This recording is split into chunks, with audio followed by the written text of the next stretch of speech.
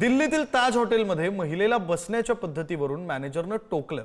ताज हॉटेलमध्ये जेवायला मांडी घालून बसण्यावर आक्षेप घेण्यात आला। सलवार आणि कोल्हापुरी चपलेवरूनही ताज हॉटेलनं महिलेला सुनावलं।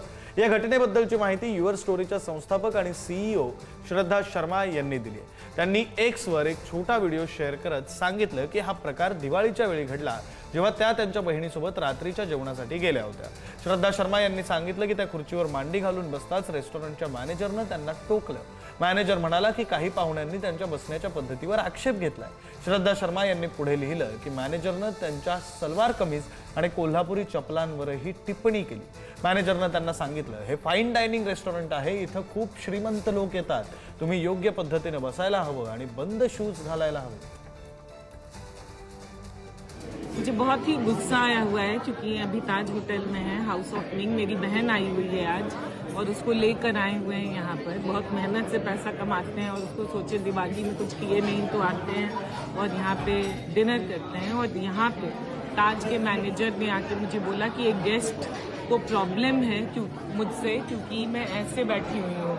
देखिए इस तरह से बैठी हुई हूँ और ये फाइन डाइनिंग है और यहाँ पे ऑफकोर्स बहुत रिच लोग आते हैं, तो आपको एक तरीके से बैठना चाहिए। और क्लोज्ड शूज़, क्लोज्ड ये पता नहीं शूज़, पता नहीं क्लोज शूज़ क्या पहनूँ, कोल्हापुरी चप्पल पहनती हूँ और जो पहनती हूँ खुद अपने मेहनत से खरीद के और अपना ये करके यहाँ पे आई हूँ। मगर ऐसे आके कहना कि आप पैर नीचे करके बैठिए, ये तो गलत है और किसी को ऑब्जेक्शन है और प्रॉब्लम है। This shows that we are still reeking of this richness and this culture and this class.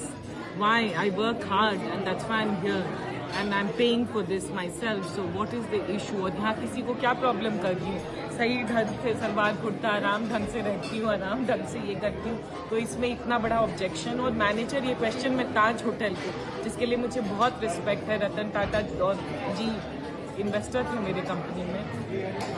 I am so disappointed विद ताज फॉर क्वेश्चनिंग मी ऑन दिस।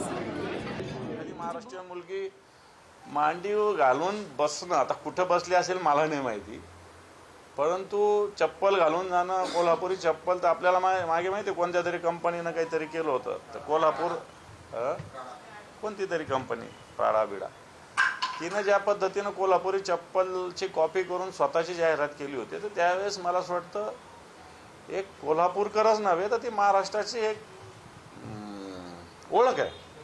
आणि असं जर घातलेली एखादी आपली मुलगी आणि तिला जर काही अशा पद्धतीनं मराठी आहे म्हणून, भारतीय परंपरेचा अवलंब केला म्हणून जर ताज सारखा ग्रुप जर थांबवत असेल तर याचा निषेध केला पाहिजे।